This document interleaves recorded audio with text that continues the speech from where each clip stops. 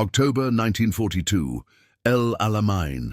Corporal Thomas Hewitt adjusted his tank's driver periscope to what his commander called a bloody, ridiculous angle, tilted 30 degrees off axis, reflecting nothing but sand and sky.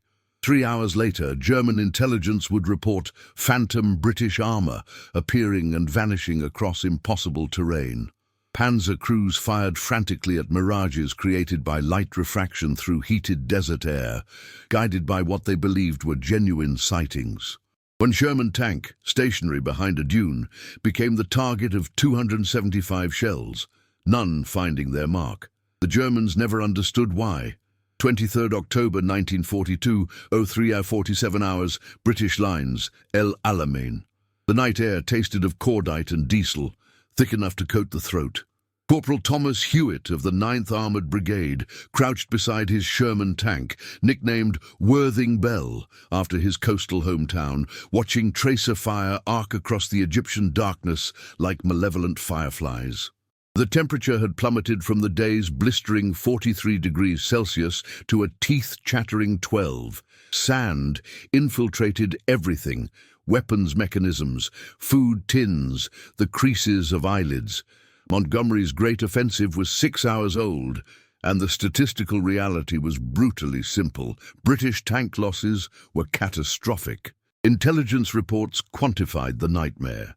42 Shermans destroyed in the first wave alone, 17 Crusaders burning like funeral pyres across the minefield corridors, crews who'd shared tea that morning now carbonized inside steel coffins. The German 88mm anti-tank guns were butchering armor with mechanical precision. Every British tank that crested a ridge became a target, silhouetted against the sky, vulnerable for the 3.7 seconds it took a Panzer gunner to acquire, aim, and fire. Hewitt was 24 years old, a garage mechanic from Sussex who'd spent his youth repairing motorcycles and tinkering with optical systems in his father's camera shop.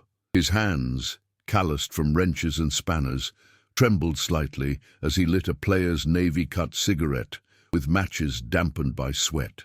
His tank commander, Lieutenant David Marsh, a Cambridge-educated engineer with a facial scar from Gazala and a permanent expression of analytical skepticism, stood nearby, studying a crumpled map under a shaded torch. "Hewitt, your periscope's still misaligned," Marsh observed, his voice carrying the clipped precision of the officer class. "Third time this week. Getting careless?" Hewitt exhaled smoke, watching it dissipate into the darkness. "Not careless, sir. Deliberate." The statement hung in the air like an unexploded shell. Marsh turned, eyebrow raised in that particular expression of upper-class incredulity. "Elaborate." "The desert air, sir. Heat creates refraction layers, mirages. We've all seen them. Palm trees where there's only sand, water where there's only rock. I've been experimenting with the driver's periscope angle. If you tilt it 30 degrees off true horizontal, the refracted light bounces through different thermal layers. Creates false images at distance. That's scientifically fascinating, Corporal, and tactically useless. You need to see where you're driving." "I can see perfectly well through the secondary vision blocks, sir, but what if Jerry's gunners can't tell what's real?" Marsh was silent for 17 seconds, Hewitt counted. Artillery thundered somewhere to the south, British 25-pounders pounding German positions with methodical fury. The ground trembled like a living thing. "You're proposing," Marsh said slowly, "that we deliberately create false targeting information for German optics." "Not just false information, sir. I'm proposing we make them waste ammunition on ghosts." The German Afrika Korps had refined armored warfare to lethal artistry.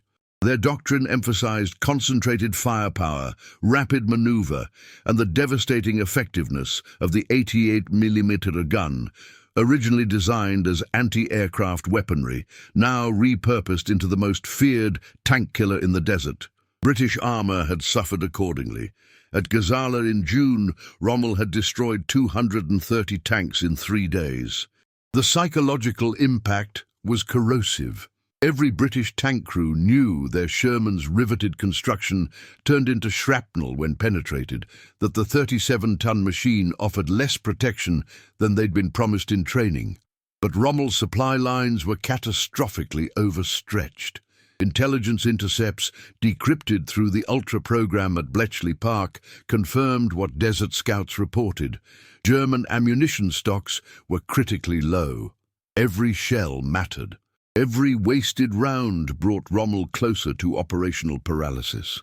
The Germans trust their optics absolutely, Hewitt continued, warming to his argument. Their Zeiss gun sights are superb, best in the world, but they're calibrated for European conditions. Clear air, moderate temperatures, the desert's different, light behaves strangely. If we can exploit that, make them see multiple targets where there's only one, or targets in the wrong location, they'd fire at phantoms, Marsh finished. Expend ammunition on mirages while our actual position remains undetected. Precisely, sir. Marsh studied Hewitt with renewed interest. The corporal represented something the British Army had learned to value during years of desperate improvisation. The inventive resourcefulness of the civilian mind unencumbered by military orthodoxy. Britain's industrial mobilization had transformed factory workers, shopkeepers and mechanics into soldiers, bringing with them practical knowledge that complemented formal tactical training. This violates every protocol for periscope maintenance, Marsh said. Division headquarters would consider it gross negligence. Yes, sir. If it fails, you'll be court-martialed for equipment sabotage. Yes, sir. And if it succeeds? Hewitt crushed his cigarette against the Sherman's track guard. Then maybe we survive tomorrow, sir. The decision crystallized in that moment, not through formal authorization or command approval, but through the quiet conspiracy of men who'd accepted that survival required creativity. Marsh nodded once, a gesture that contained both permission and shared culpability. Very well, Corporal. Tomorrow, when we advance through Kidney Ridge, your periscope stays at that ridiculous angle. But if we drive into a minefield because you can't see properly, I'm haunting you from the afterlife. Hewitt managed a grin, though his stomach churned with apprehension. Wouldn't have it any other way, sir. They returned to their positions as false dawn began bleeding grey light across the eastern horizon. Around them, 400 British tanks prepared for the assault that Montgomery had codenamed Supercharge, the hammer blow intended to shatter Rommel's line. Hewitt climbed into his driver's compartment, settling into the cramped seat surrounded by control levers and vision blocks. He checked the periscope one final time, confirming the 30-degree tilt that reflected not the terrain ahead, but the shimmering air above, where thermal layers would create the optical distortions he'd theorized about during sleepless nights. The crew completed their pre-battle ritual. Gunner Davies from Cardiff, checking ammunition stowage, Loader Williams from Birmingham, testing the turret traverse, radio operator Price from London, confirming communication nets. 5 men, enclosed in 37 tons of American-built steel, preparing to drive into a maelstrom where life expectancy was measured in minutes. At 0600 hours, the order came through Price's headset. All stations, advance. DU, 400 engines roared simultaneously, a mechanical thunder that drowned artillery. The Sherman lurched forward, tracks gripping sand, exhaust smoke mixing with dust to create an artificial fog.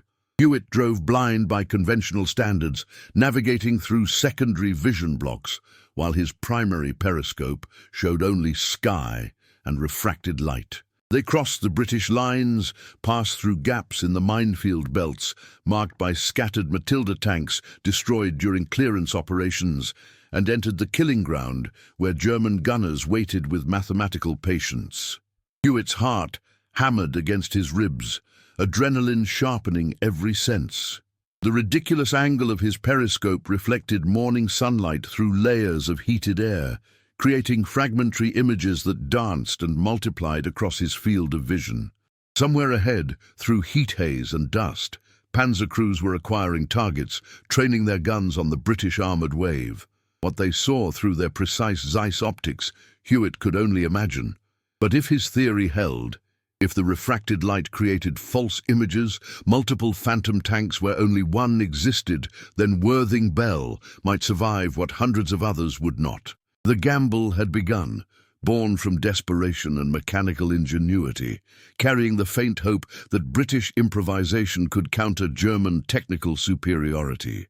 23rd October 1942, Euro 6:47 hours, Kidney Ridge sector. The German defensive line manifested not as a solid barrier, but as a lethal constellation of concealed positions, hull-down Panzer IVs behind sandberms, 88mm guns dug into revetments, infantry strongpoints camouflaged beneath netting that rendered them invisible until muzzle flash betrayed location. The morning sun, now risen fully above the eastern horizon, transformed the desert into a furnace where metal surfaces became too hot to touch and every breath felt like inhaling flame. Worthing Bell advanced at 17 miles per hour, slower than doctrinal speed but faster than suicidal. Hewitt navigated through a landscape rendered alien by his tilted periscope. The ground appeared as a kaleidoscope of fractured images, sand dunes multiplying through refraction, the horizon bending like melted glass. His hands moved automatically on the control levers, muscle memory compensating for distorted visual input, while his conscious mind tracked position through the secondary vision blocks that showed actual terrain.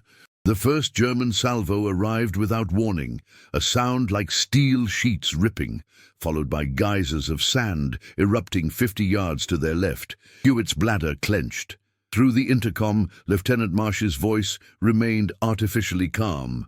"Driver, maintain heading. Gunner, traverse right, acquire target."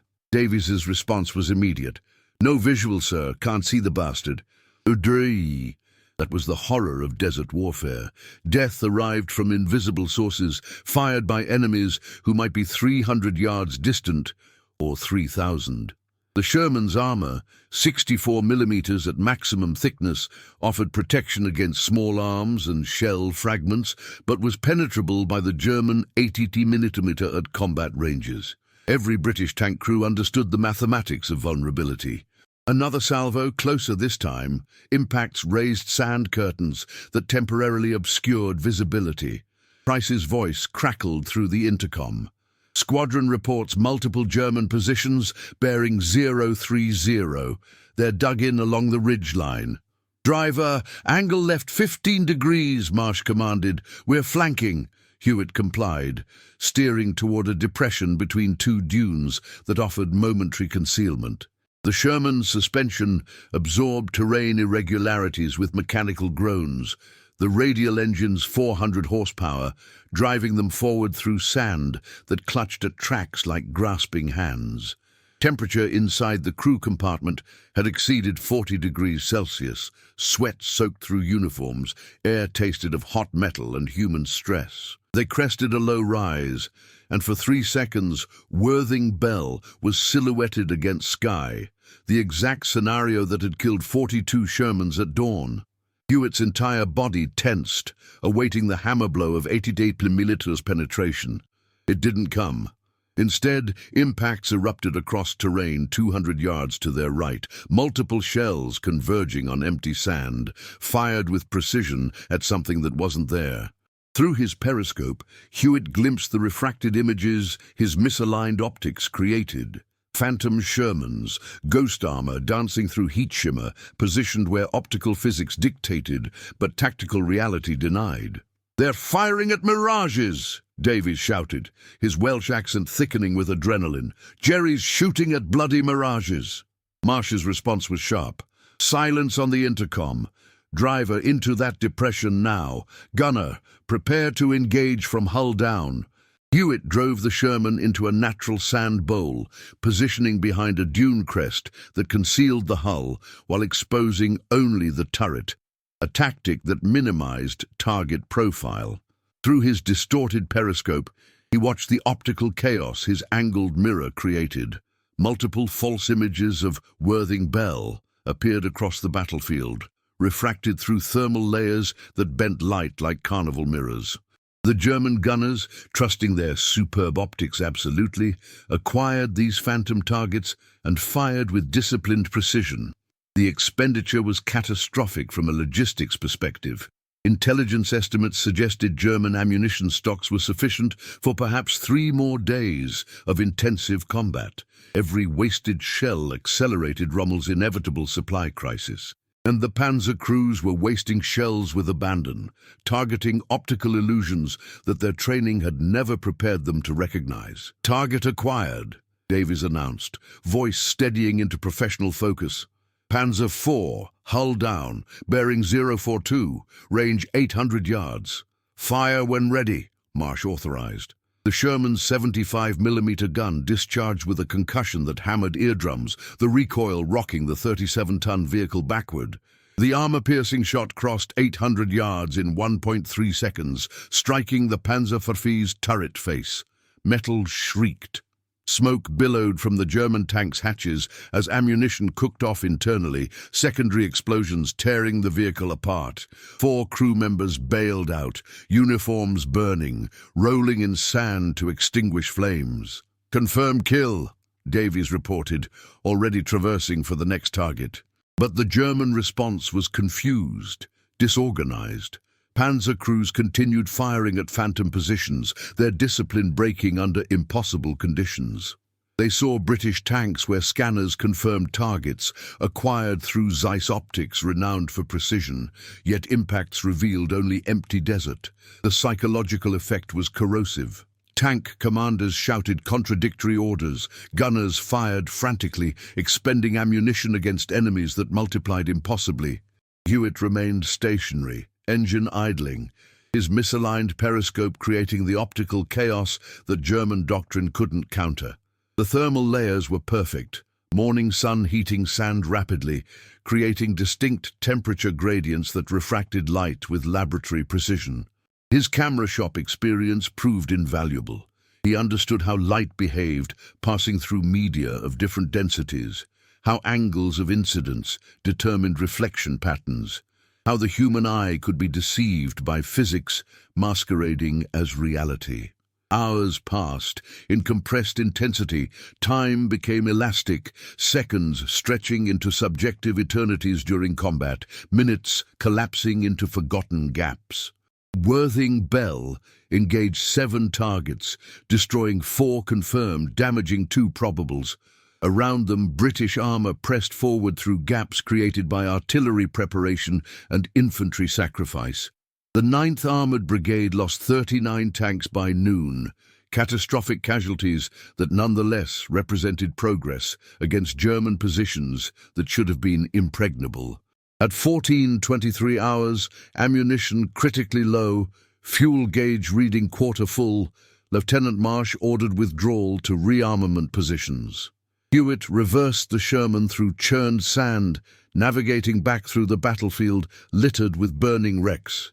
British and German machines, indistinguishable in death, all reduced to twisted metal and chemical fires that would burn for days. They reached British lines as afternoon heat peaked at 47 degrees Celsius. Crews collapsed outside their vehicles, gulping water from jerry cans, hands trembling from exhaustion and adrenaline crash. Hewitt climbed from his compartment, legs barely supporting body weight, and surveyed Worthing Bell with mechanical affection. The Sherman bore 37 impact marks from shell fragments and small arms fire, but no penetrating hits, statistically impossible given the intensity of German fire they'd endured. Lieutenant Marsh approached, face blackened by cordite residue, eyes bloodshot but alert. "Corporal Hewitt, your idiotic periscope angle appears to have kept us alive." "Thank you, sir, I think." "Intelligence officers want to speak with you." Apparently, German radio intercepts mention phantom British armour and optical weapons. They're utterly baffled. Hewitt managed a laugh that was half hysteria. "So am I, sir. Half the time I couldn't tell what was real either. That makes 2 of us." Marsh paused, then extended his hand, an officer acknowledging enlisted ingenuity in a gesture that transcended military hierarchy. "You've potentially discovered something significant, Hewitt. If we can replicate this across other tanks, teach crews to exploit desert refraction deliberately, we might just survive this bloody war, sir." They shook hands as British artillery resumed bombardment, another phase of Montgomery's methodical destruction of Rommel's defensive capability. Around them, mechanics worked frantically to repair damaged vehicles. Ammunition lorries distributed shells and machine gun belts. Medical orderlies tended wounded with morphine syrettes and bandages already soaked with blood. The improvisation born from desperation had proven tactically viable. What remained unknown was whether German intelligence would analyze the phenomenon, develop countermeasures, or dismiss it as battlefield anomaly. The answer would emerge tomorrow, when British armor advanced again into the maelstrom, and Hewitt's misaligned periscope would either save lives or prove to have been merely fortuitous delusion. 24th October 1942, 215 hours, German Forward Command Post Hauptmann Klaus Weber of the 15th Panzer Division sat in a command vehicle half buried beneath camouflage netting, studying after-action reports that contradicted everything his military training had established as tactical reality. Weber was 38 years old, a professional soldier who'd commanded tanks since the Polish campaign, a veteran of France and Barbarossa who understood armored warfare with the intimacy of religious doctrine. The reports spread before him described impossibility. "Sir, yesterday's ammunition expenditure exceeded projections by 370%, his logistics officer reported, voice tight with suppressed alarm. Multiple crews report firing at confirmed targets that subsequently disappeared or were discovered to have never existed. Weber lit a cigarette, hands steady through force of discipline. Define never existed. Gunners acquired British tanks through primary optics. Clear visual acquisition, range confirmed by stereoscopic measurement. They engaged with multiple rounds. Impacts revealed no target, no debris, no evidence that anything occupied the coordinates. So our gunners are incompetent or delusional? Sir, these are experienced crews, men who've destroyed British armor from Gazala to Tobruk. They're not imagining targets." Weber exhaled smoke, watching it drift toward the canvas roof. Outside, the desert morning was building toward another punishing afternoon, temperature already exceeding 35 degrees. German positions along Kidney Ridge had held, but ammunition consumption threatened operational sustainability. Rommel's supply situation was critical. The Führer's attention focused eastward on Stalingrad, North Africa relegated to secondary priority. Every shell mattered, every wasted round brought them closer to paralysis. "What does intelligence suggest?" The logistics officer consulted notes with visible reluctance. "Two theories, sir. First, British are deploying decoy tanks, inflatable or wooden replicas positioned to draw fire. Second, atmospheric conditions are creating optical distortions that our gun sights interpret as legitimate targets." And which theory does intelligence favor? Neither entirely explains the phenomenon, sir. Decoys would be stationary, easily identified through sustained observation. These phantom targets appear mobile, maneuvering tactically. Atmospheric distortion seems more plausible, but our Zeiss optics are calibrated to compensate for environmental factors. Weber crushed his cigarette against a metal surface, mind racing through tactical implications. The German army's doctrinal superiority rested partially on technical excellence, superior optics, precise range-finding, crew training that emphasized mathematical accuracy. If British forces had discovered a method to compromise German optical systems, the strategic consequences transcended this single battlefield. Have British tanks exhibited unusual characteristics, modified equipment, altered tactics? One detail, sir.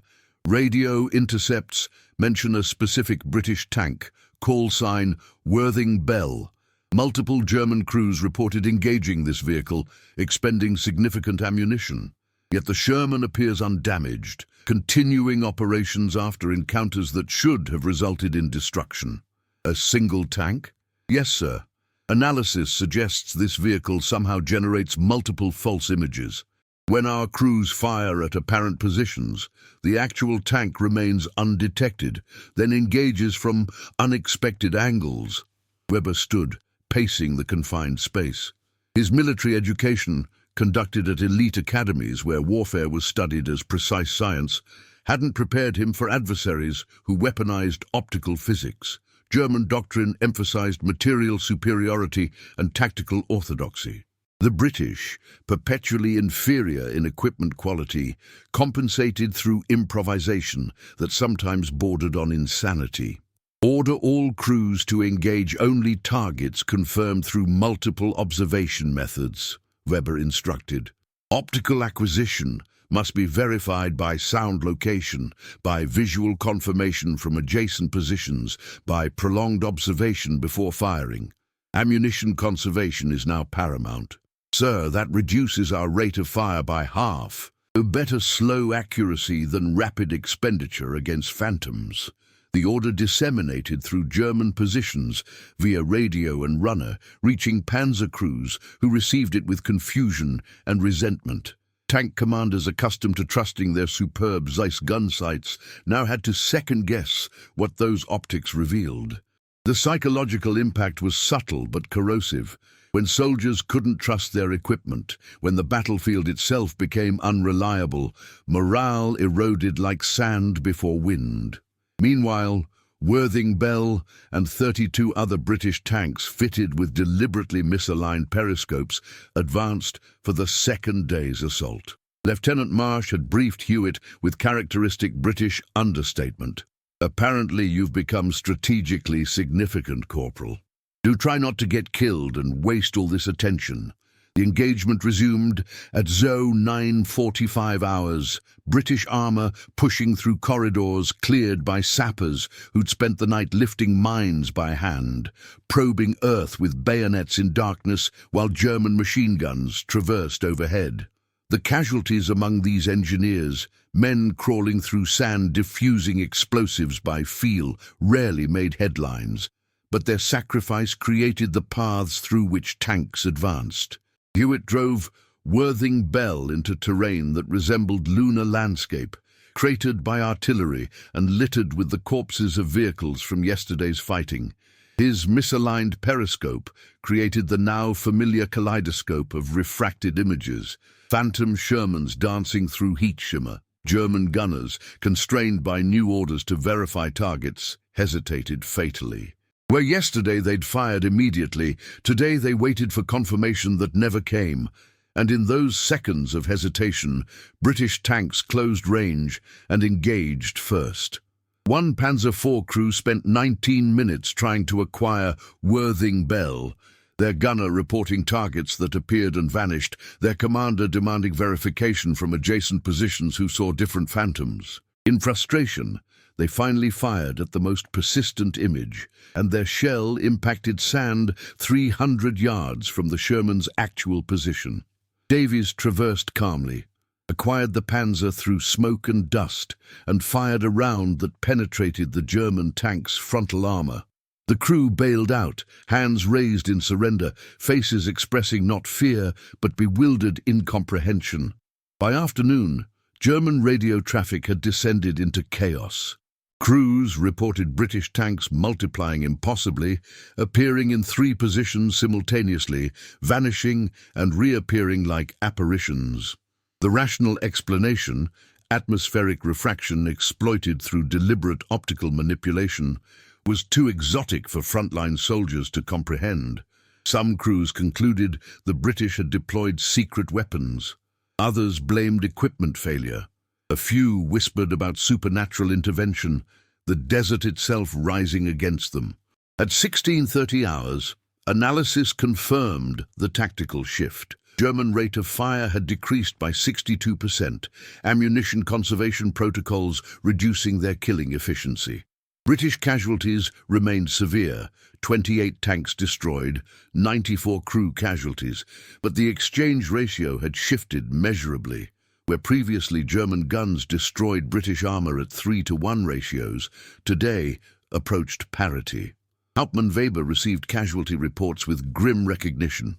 The British had discovered something his doctrine couldn't counter, not through technical innovation, requiring factories and research laboratories, but through creative exploitation of environmental physics. It was typically British, improvised, slightly mad, and devastatingly effective. Rommel himself, visiting forward positions that evening, studied the phenomenon with the intellectual curiosity that had made him Germany's most celebrated commander. "So the British are making fools of us with mirrors and sunlight," he observed, voice carrying weary amusement. "Essentially, Herr Generalfeldmarschall," Weber confirmed. Rommel smiled without humor. "War has become stranger than any of us anticipated." 4th of November 1942, British lines. After El Alamein, Corporal Thomas Hewitt sat outside Worthing Bell, now silent after 12 days of continuous operations, and counted the cost written across steel and sand. The Sherman bore 143 impact marks, testament to German fire that had sought but never found its true target. The periscope, still tilted at its ridiculous 30-degree angle, reflected afternoon sun through heat layers that no longer carried tactical significance. The battle was over. Montgomery's victory at El Alamein had shattered Rommel's defensive line through methodical attrition that consumed men and machines with industrial efficiency. British casualties numbered 13,500. Tank losses exceeded 500 vehicles. German losses were comparable. 30,000 casualties, 400 tanks destroyed, and something perhaps more significant, the psychological shattering of invincibility. Rommel was retreating westward, supply lines collapsing, fuel exhausted, ammunition depleted through expenditure that included thousands of shells fired at optical phantoms. Lieutenant Marsh approached, carrying 2 tin cups of tea that most British of rituals maintained even amid mechanized warfare. He handed one to Hewitt, then sat beside him on the Sherman's track guard. For several minutes, they drank in companionable silence, watching mechanics salvage components from wrecked vehicles, medics load ambulances with wounded who'd survived but would never be whole again. "Intelligence has compiled analysis on your periscope innovation," Marsh finally said. "They estimate German ammunition wastage attributable to refraction exploitation approaches 8,000 rounds across the entire front. One Panzer crew reportedly expended 275 shells attempting to destroy a single British tank, presumably ours, though records aren't entirely clear." Hewitt absorbed this information with quiet astonishment. 275 shells. Christ. Quite. They fired at every phantom image your mirror created, convinced each one represented a legitimate target. By the time they'd exhausted their ammunition, we'd withdrawn and repositioned. They never hit us because they never understood where we actually were. Did it matter, sir? Strategically, I mean. We still lost hundreds of tanks. Marsh considered his tea with the thoughtfulness of someone whose university education had taught him to contextualize rather than simply react. Tactically, your innovation saved specific vehicles, ours included. Strategically, it accelerated German ammunition depletion during a campaign where their logistics were already critical. Did it change the war's outcome? Probably not. El Alamein was decided by Montgomery's material superiority and Rommel's supply crisis. But did it save British lives by making German guns less effective? Almost certainly. That's something, I suppose. That's rather a lot, actually. The conversation lapsed into reflective silence. Around them, the British Army prepared for pursuit operations, trucks loaded with fuel and ammunition, tanks repaired through cannibalization of wrecks, infantry divisions reformed after suffering casualties that had reduced some battalions to company strength. The desert, temporarily dominated by human violence, would reclaim these battlefields with patient indifference. Within decades, sand would bury the evidence, leaving only scattered metal fragments as testament to what had transpired. "What happens now, sir?" Hewitt asked. "To the periscope technique, I mean." "Officially, nothing. The innovation is being classified, study reserved for post-war analysis. Division headquarters considers it too situational for doctrine, only works in desert conditions with specific thermal layering. Requires operator expertise we can't replicate quickly across armored formations. So my ridiculous mirror angle dies here? Not entirely.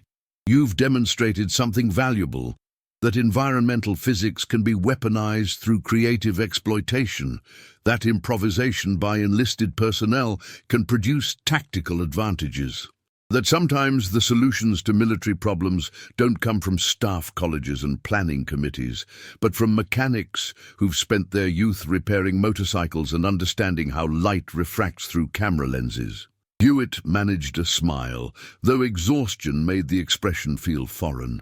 Very poetic, sir. I'm Cambridge educated. Poetry's expected. Marsh finished his tea, then stood, straightening his uniform with habitual precision.